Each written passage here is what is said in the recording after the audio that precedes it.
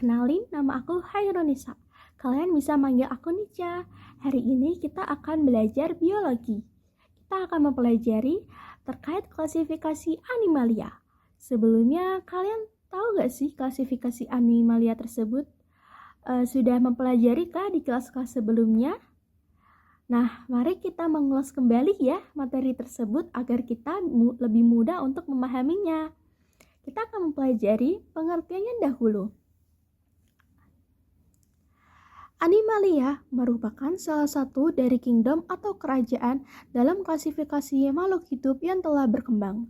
Nah, animalia ini mempunyai ciri-ciri umum. Yang pertama, multiselular atau metazoa. Tubuhnya tersusun atas kumpulan sel. Yang kedua, eukariotik. Inti selnya memiliki membran. Yang ketiga, sel tubuh tidak memiliki dinding sel. Yang keempat, heterotrof. Tidak dapat menghasilkan makanan sendiri. Yang kelima, tidak berklorofil. Yang keenam, habitat perairan atau darat. Nah, animalia ini mempunyai klasifikasinya sendiri loh. Nah, klasifikasi animalia itu berdasarkan tulang belakang. Kita ada penjelasan 2. Yang pertama, invertebrata, yaitu hewan yang tidak mempunyai tulang belakang. Yang kedua, ada vertebrata, yaitu hewan yang mempunyai tulang belakang. Nah, invertebrata itu mempunyai filum-filum juga. Kita ada 8. Yang pertama, porifera, yang kedua, cnidaria, yang ketiga, platelmintes, yang keempat, nematelmintes, yang kelima, annelida, yang keenam, molluska, yang ketujuh, echinodermata, yang ke-8, arthropoda. Nah, kita akan mempelajari 4 dahulu, yaitu porifera, cnidaria, platelmintes, dan nematelmintes. Nah, kita ada karakteristik invertebrata nih. Yang pertama, ini kita akan pelajari si porifera dulu atau yang biasa disebut dengan hewan berpori. Nah, porifera adalah hewan berpori yang mempunyai simetri tubuh radial dan lapisan tubuh diploblastik. Kalian tahu nggak sih radial atau diploblastik itu? Nah, kalau kalian belum tahu, aku akan jelasin. Kita simetri tubuh itu ada 2. Yang pertama, radial dan bilateral. Nah, lapisan tubuh juga ada 2. Yang pertama, diploblastik dan triploblastik. Aku akan menjelaskan dahulu terkait simetri tubuh radial dan bilateral. Nah, kalau yang simetri tubuh radial itu mempunyai satu simetri titik potong. Jadi dari atas sampai ke belakang itu satu potong itu namanya radial. Kalau yang bilateral itu mempunyai banyak simetri. Contoh seperti ubur-ubur. Jadi dia punya sini, atau sini juga dan lainnya. Seperti itu. Nah, untuk yang lapisan tubuh diploblastik dan triploblastik itu aku akan menjelaskan dulu yang terkait diploblastik. Kalau diploblastik kita mempunyai lapisan luar dan dalam saja. Kalau untuk yang triploblastik kita mempunyai 3. Yang pertama lapisan luar, yang kedua lapisan dalam, yang ketiga lapisan tengah. Ada 3 itu. Nah, itu nanti ada namanya sendiri. Yang lapisan luar itu namanya ektoderm. Kalau yang tengah mesoderm. Kalau yang lapisan dalam mesoderm.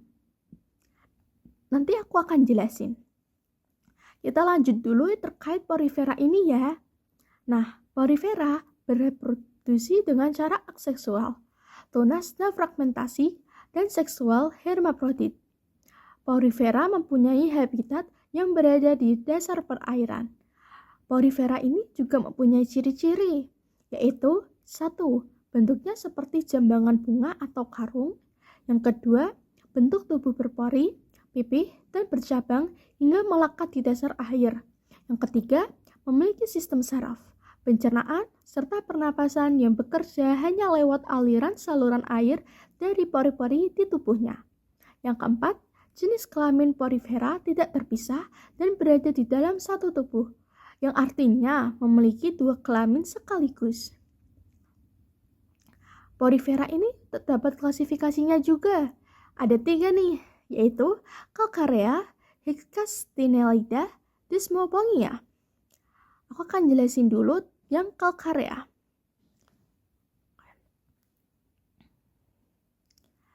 Yang Calcarea, tubuh tersusun atau spikula yang mengandung kalsium karbonat atau kapur. Sebagian besar tipe aliran airnya adalah askonoid. Tubuh berbentuk silinder. Contohnya Seipa sp, Seikon sp, Kletrina sp, Laukon sp. Yang kedua, kita ada kelas Hexastinellida.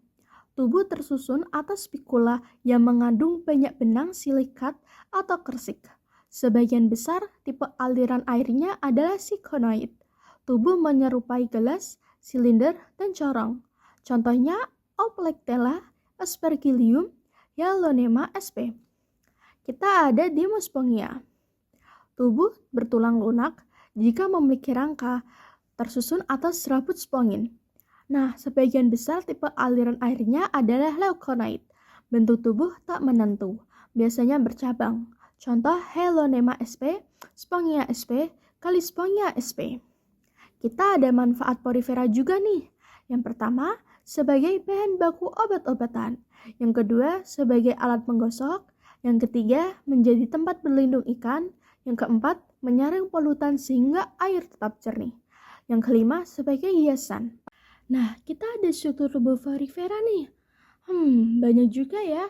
Aku akan menjelaskan satu persatu agar kalian lebih mudah memahami. Yang pertama, aku akan menjelaskan terkait pori-pori atau ostium. Nah, fungsinya itu sebagai pintu masuk.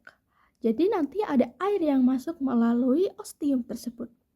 Nah, ostium itu tersusun atas saluran-saluran kecil yang bermuara pada rongga tubuh dan melepaskan di oskulum. Nah, oskulum ini itu tempat keluarnya air. Aku akan lanjut lagi di pinakosit. Nah, si pinakosit ini itu lapisan luar dari si porifera ini. Aku lanjut lagi nih di koanosit. Koanosit itu lapisan dalam atau sel berleher. Koanosit ini mempunyai dua nih, flagella dan nukleus, dan nantinya akan menjadi sel kolar. Nah, di antara pinakosit dan koanosit itu terdapat mesoglea yang tersusun atas gelatin. Ada juga nih sel amebosit untuk menyerap makanan dan mengangkut sisa-sisa metabolisme antar sel. Yang kedua, ada porosit untuk membuka dan menutup pori. Yang ketiga, ada skleroblast untuk membentuk spikula. Nah, kalian tahu nggak sih spikula itu apa? Aku akan menjelaskan dahulu nih, spikula itu apa? Spikula yaitu duri-duri yang menyusun kerangka tubuh. Nah, aku akan menjelaskan lagi. Nah, dalam porifera itu terdapat sistem aliran tubuh, sistem saluran air. Jadi, seperti tadi di ostium adalah tempat masuknya.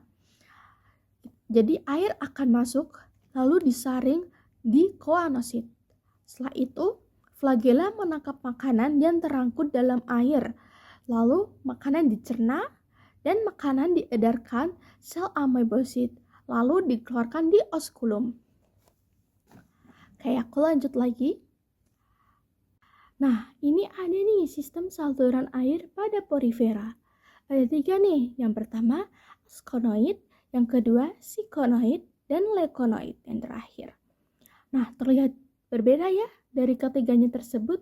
Aku akan menjelaskan satu persatu dahulu. Nah, yang pertama ada askonoid. Bentuknya itu paling sederhana, berbentuk vas, spongosonya berbentuk batang, dan dilapisi koanosit. Akan tetapi, flagellanya tak mampu mendorong air keluar, sehingga menjadi lambat. Terus untuk yang kedua kita ada sikonoid. Lipatannya bertambah sehingga membentuk flagella dan memperlebar ruang dalam spons dan jumlahnya menjadi banyak nih untuk sel koanositnya. Makanya ini agak besar dan untuk alirannya lumayan cepat nih.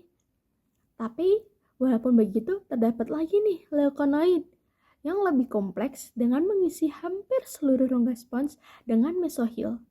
Nah, karena banyak koanositnya ini nih, akhirnya aliran-alirnya jadi cepat. Oke, aku lanjut lagi ke selanjutnya. Kita ada Cnidaria atau Coelenterata, memiliki kinosit atau sel penyengat. Coelenterata terdiri dari coeles sama dengan rongga dan enteron sama dengan usus. Coelenterata memiliki rongga usus atau yang disebut gastrovaskular untuk mencerna makanan. Simetri tubuh sama dengan radial, lapisan tubuh sama dengan diploblastik. Nah, reproduksinya aseksual, metagenesis, dan seksual hermaprodit. Habitatnya di perairan. Nah, struktur tubuhnya seperti ini nih. Aku akan menjelaskan ya satu persatu ini. Oke, aku akan menjelaskan dari osculum dahulu. Ini berbeda loh dari yang tadi. Kalau yang tadi itu osculum untuk bagian masuknya. Tapi kalau di sini ini tempat masuk dan anus. Jadi sebagai mulut dan anus nih. Terus ada lagi nih tentakel, yaitu melindungi diri dan menangkap mangsa melalui penyengat. Ada juga nih gastrovaskular, sebagai rongga pencernaan. Habis itu ada gastrodermis sebagai lapisan dalam. Yang kelima ada mesoglea, yaitu kerangka hidrostatik. Terus yang terakhir ada epidermis sebagai lapisan luar. Nah, itu struktur tubuhnya nih. Lanjut lagi ya. Ada klasifikasinya juga. Kita akan mempelajari hidrozoa atau hewan air. Nah, sebagian besar hidupnya itu di laut dan beberapa hidup di air tawar. Ada yang hidup berkoloni dan ada pula yang soliter. Anggota hidrozoa yang hidup berkoloni mempunyai bentuk tubuh polip dan medusa. Contoh Opelia sp. Hidrozoa yang hidup soliter hanya mempunyai bentuk tubuh polip. Contoh Hydra sp. Fase polip di kelas hidrozoa ini tuh lebih dominan loh dibandingkan fase medusa. Nah, ada juga nih kelas Cryptozoa. Bentuk tubuh seperti mangkuk dan transparan. Hidup melayang-layang di laut, di lingkungan laut. Memiliki lapisan mesoglea sebagai sumber nutrisi. Pada daur hidupnya, bentuk medusa merupakan fase dominan. Contoh ubur-ubur, Aurelia aurita, dan Rhizostoma. Nah, yang terakhir kita ada kelas Anthozoa. Bentuk tubuh menyerupai bunga, hidup di laut sebagai polip soliter maupun berkoloni. Tubuh hanya berbentuk polip. Tubuh tersusun atas kalsium karbonat. Kerangka hewan yang telah mati akan membentuk pulau karang atau reef. Rongga gastrovaskular dan tentakel mengandung nematokis. Contoh, Tubivora musica dan Acropora sp. Nah, sekian ya dari aku. Kalian sudah bisa memahami terkait materi tadi gak?